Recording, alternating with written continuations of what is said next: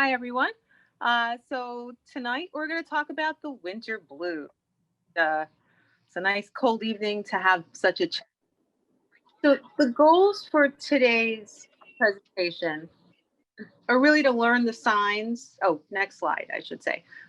So the goals of today's presentation are to learn the signs of the winter blues versus seasonal affective disorder, also known as SAD, and that's really a type of depression. And then we also want to find out, when is it appropriate to seek professional help?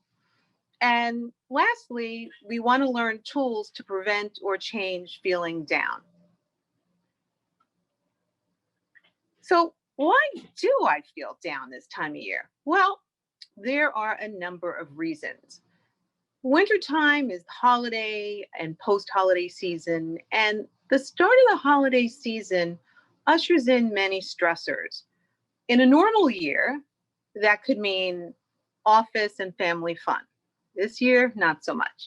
But, even fun can lead to a letdown once it's over. And for some people, it's really not fun. Some people lack family or friends or have drama with family and friends and may find they feel alone or stressed during the holidays. Now, if you add in cold, short, dark days to the mix, you can find yourself not going out as much. Then, of course, you add on top of that the COVID-19 pandemic, and you've got stress and social distancing and the cold and the dark, and it really can take a toll on your well being.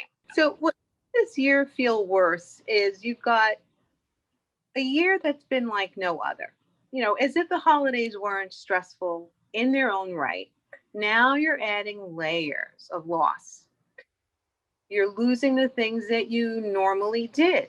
The gym, maybe now some of them are open minimally, but I don't know how many people are going. Theater, closed. Restaurants, I don't know how many people want to eat under a heat lamp in this weather, but some are doing it. Socializing, I mean, everything's completely changed. Work, how many people are working from home these days? And it's really the loss of what we knew as normal life.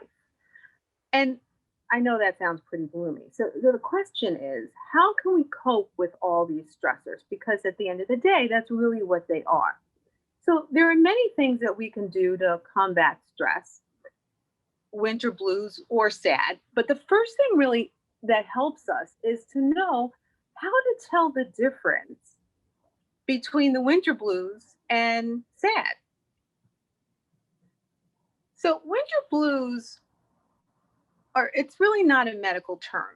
And it's typically used to describe a condition, if you will, that's mild and not serious. And most often this lifts when the weather changes and the short, days actually cease or start getting longer and it's lighter outside. SAD, however, or seasonal affective disorder, is really a clinical diagnosis, and that relates to the shorter daylight hours. And it has some key features, and those are that there's a pattern to SAD. And the pattern is that it appears yearly as the seasons change, and then it goes away as the summer months, the spring and the summer months come into play. It's more common in northern states or most northern parts of the United States. And I don't want you to think that this is just something that occurs in the US and worldwide. It's really the same type of a pattern. It's colder, darker places. About 10% of people in Alaska get SAD, while only 1% of the Florida population is affected. Next slide. If your winter blues are lasting for a few weeks, the question is, why suffer? You know, you're not alone, but sometimes you can feel alone, certainly. Um, but I think recognizing when you're feeling like you do feel alone and it's again happening where, for an extended period of time, that's time to seek help because why suffer for months on end? The CDC actually reports that 40% of adults and 75% of 18 to 24-year-olds are experiencing adverse mental health due to COVID-19 pandemic. So this year, more people are experiencing adverse mental health issues than in the same time period in 2019. Next slide. So, what are the signs and symptoms of SAD? The feelings are very similar to other types of depression, and it can look the same way. It can make you feel hopeless, worthless, and irritable. And in terms of behavior, you might notice you become withdrawn, you might lack energy and sleep more, and you'll also crave carbohydrates. So you can notice that the changes in sleep and piling on the comfort foods can cause you to gain weight and feel tired throughout the day. And it really then becomes a vicious cycle. What's the science behind it? So, the science behind why we might feel down or develop sad has to do with our internal clocks. The shorter days and less light can disrupt one's circadian rhythm, and that's your internal clock. Your internal clock responds to external cues like light and darkness. So, shorter days tend to change the natural rhythm because during the day, your brain sends signals to other parts of your body to keep you engaged and awake. And so you're ready to take on the world, so to speak, and do your daily tasks. But at night, there's a small gland in the brain that produces a chemical known as melatonin. Some people even take melatonin supplements. And it's melatonin that helps you to sleep. And, you know, the internal clock is really an amazing thing, I always think, because I'm always amazed when I wake up in the morning and before I even check my clock, I have an idea of what time it is. And I kind of test myself, I'm thinking, I think it's around 8:35. And lo and behold, within accurate range, that's the time. So when that gets off its natural rhythm, though, that's when you start to develop problems, and you might develop SAD, the seasonal affective disorder. So let's look a little bit more at what SAD looks like and what we can do about it. So the NIH, which is the National Institute of Health Researchers, actually discovered the link between light and seasonal affective disorder back in the 1980s. And of course, they looked for ways to treat this. And given that light has such an impact on this disorder, if you will, this depression, they discovered light therapy. And patients sit in front of a light box, which is a bright light at the start of their day, typically for 30 minutes or as prescribed by the physician. And these days, I mean, there are many of different versions of these lights sold. Many people get them even without an official diagnosis of SAD, and people find them helpful.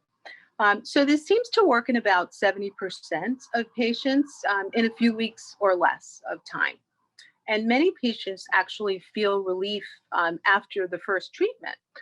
But still, light treatment ideally should continue daily until the spring when the days start getting longer and it's lighter outside for longer periods.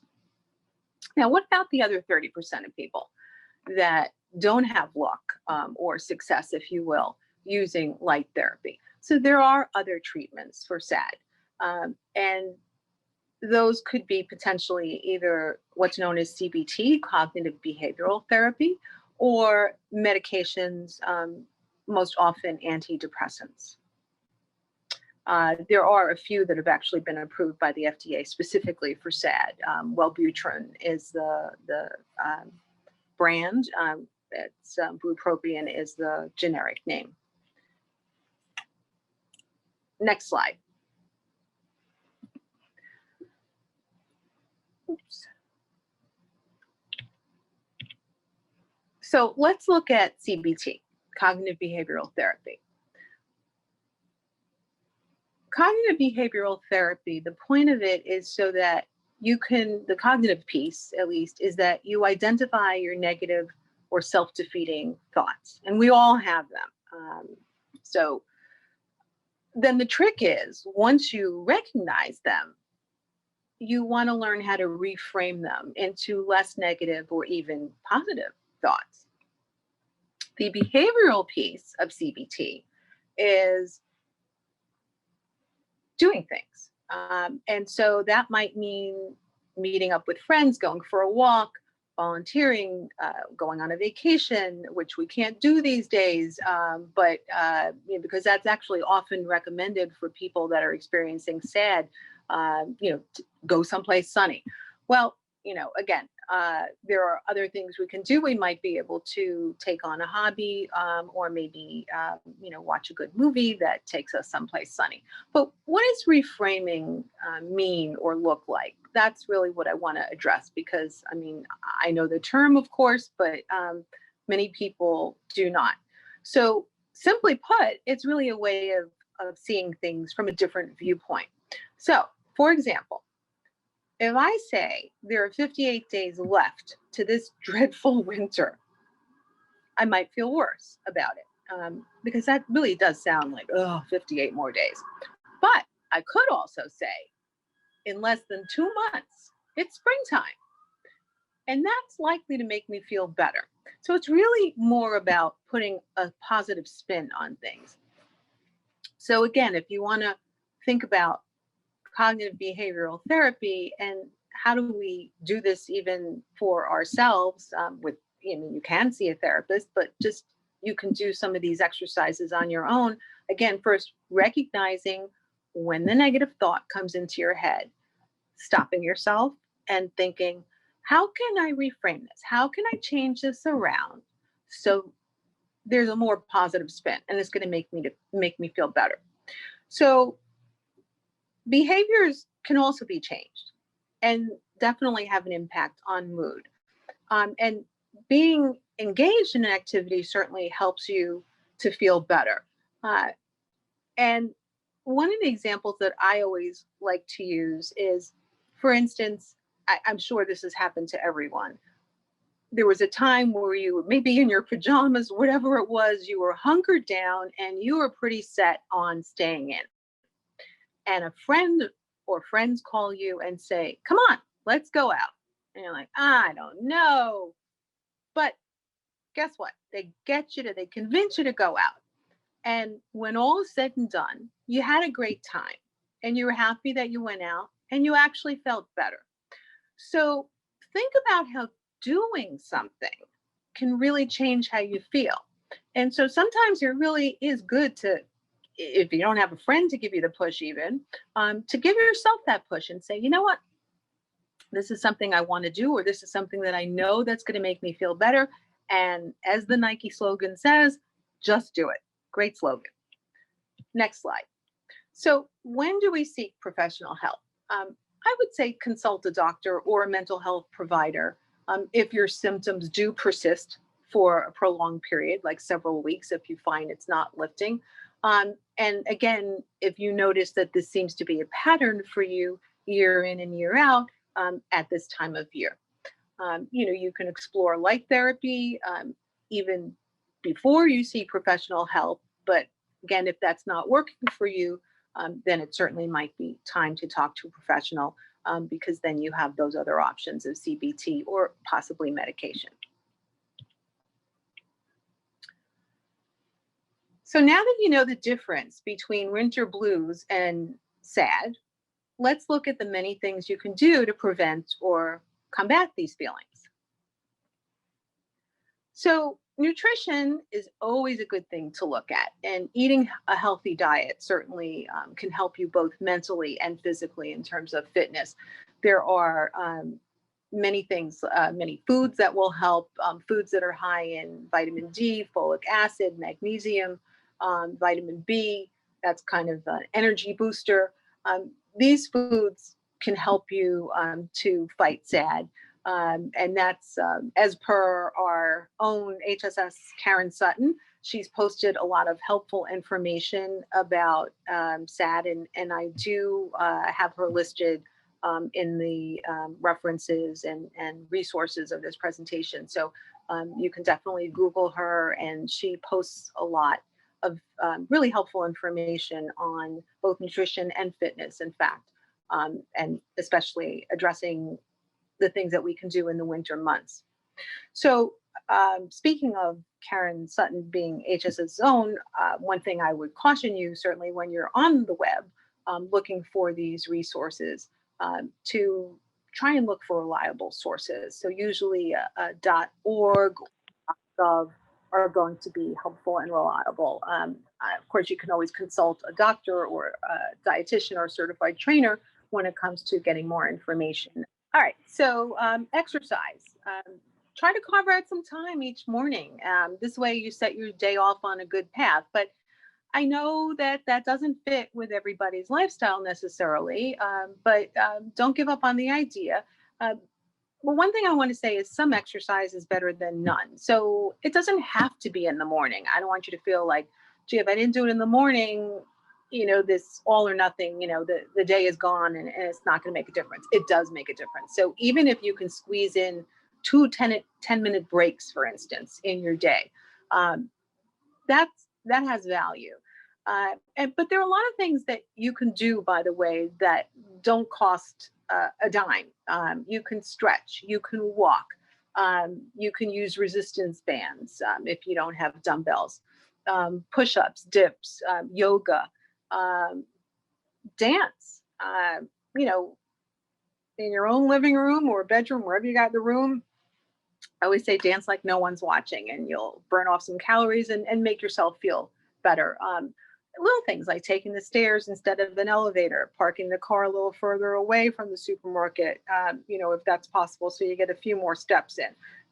And so, again, making time for these things is really important. I know it's easier said than done, but it's certainly worth the effort. So, try and think about where you can squeeze in a little bit more activity, because it really can have a positive impact.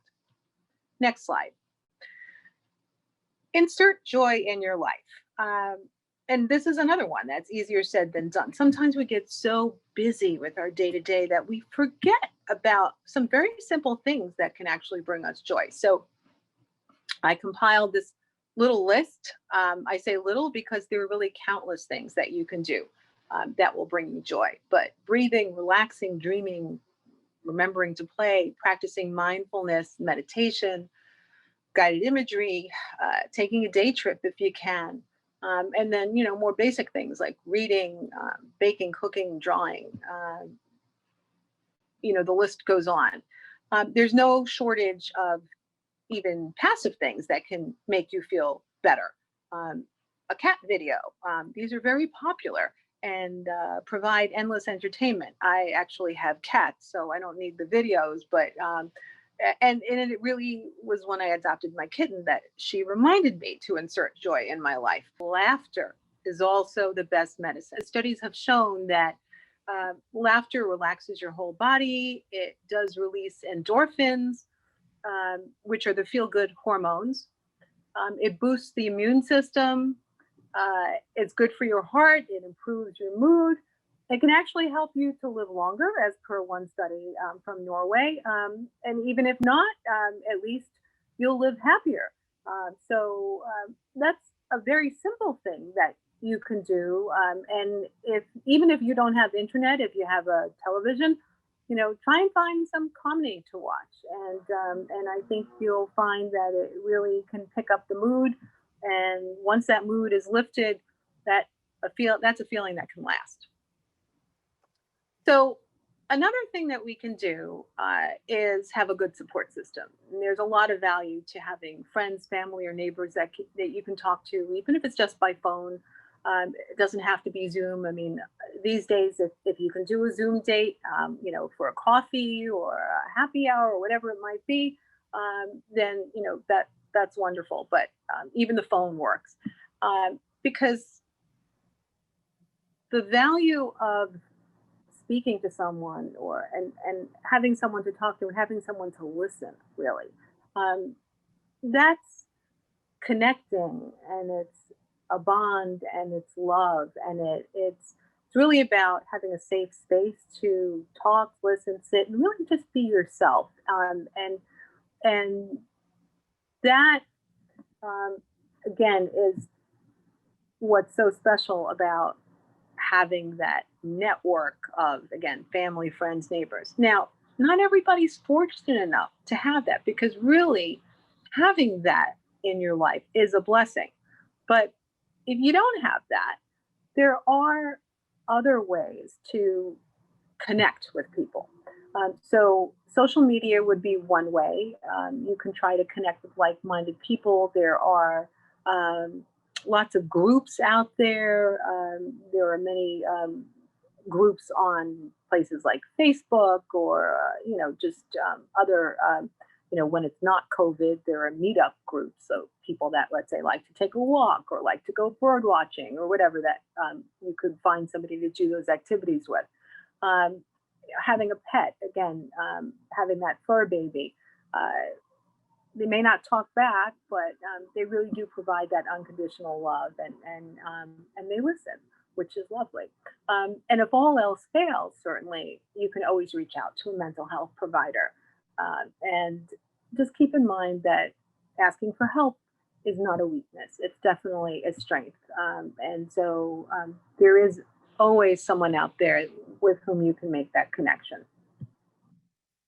Trying to create a new routine, or a routine, would be also helpful, because I think, especially now with COVID, um, when really our sense of normalcy has disappeared, um, these are uncertain times we're in. So creating a routine creates a sense of normalcy. And so even if that means getting dressed, get out of your pajamas if you're working from home. Do a little exercise, as we mentioned before. If you're eating frozen meals or takeout, how many of us, myself guilty, have eaten out of the takeout containers? But it just feels so much nicer to put it on a plate. And even if it's a paper plate, at least eat it from a plate rather than the takeout container. And you'll find that makes a difference. And trying to set a regular bedtime is also helpful, especially when it comes to getting back to that circadian rhythm, your internal clock. Your body kind of is counting on you for some normalcy, and knowing what it can expect. And we can help certainly create that. And then hitting your refresh button is always a good thing to do too. So journaling is a really, really good way to learn about what really matters to you, and it really helps you to pursue your passions, I think. And setting small goals, I think, is so important, because I mean, it's great to have dreams, those are important. But in order to reach those, it's the small steps that get us there. And you'll find that because they're achievable so much easier when you make a smaller step, that kind of keeps you going, to do another step and another step. And that's how you do reach those bigger goals. So I know in the previous slide, I talked about setting a routine, but trying something new can also be something that sets your refresh button. And adding a new hobby, or starting a new book, or learning how to do something you haven't done before, painting, cooking, speaking a new language. That would be a fun thing also to do with friends, so book clubs, or again, just chatting with someone in another language. So there are lots of things that you can do to feel better, and think about what you've done in the past too, because there's always been a time when we felt down, and there's always been something that got us out of that rut, if you will. And so I always try and I encourage people to think back to a time in the past when you were feeling down and remember what made you feel good, because the truth is that um, you do have the answers, and sometimes we just forget. you know um, that's the thing about being in a rut. So just sometimes it takes just a little push from ourselves, a reminder to say, oh, what have I done before? What can I do now that's going to make me feel better? Because again, we have the answers. And one of the things that I would come back to, in addition to breath, is the Serenity Prayer. This is something that I always feel putting into practice can change how you think about every day and every moment. And it's really a great foundation for good mental health and happiness. And that is, grant me the serenity to accept the things that I cannot change, the courage to change the things that I can, and the wisdom, which is truly it, to know the difference. Because many of us do spend time trying to fix things that we don't have control over, and so that's really a waste of energy. So coming back to this prayer, I think, is a good reminder in terms of where to spend our energy, and how to get the most out of our energy. So you will get this information, the resources I've provided you with, and some sources that I referenced. Honestly, they're interchangeable. I believe that that there's valuable information in all of these links. I would say adopt ideas that have the most meaning for you. What's right for me may not be right for you, and certainly you don't have to take on the entire list of what I was just talking about. I think, like I talked about, setting small goals, the same thing for undertaking any new things. Um, Whatever it is, the small changes are the best. So, think about what it is that might make you feel better. And, you can work your way down some of the list and see what's right for you. That could be a fun thing to do too. But that's really what I suggest, is just adopting things that really have the most meaning for you, because that's ultimately what is going to work best.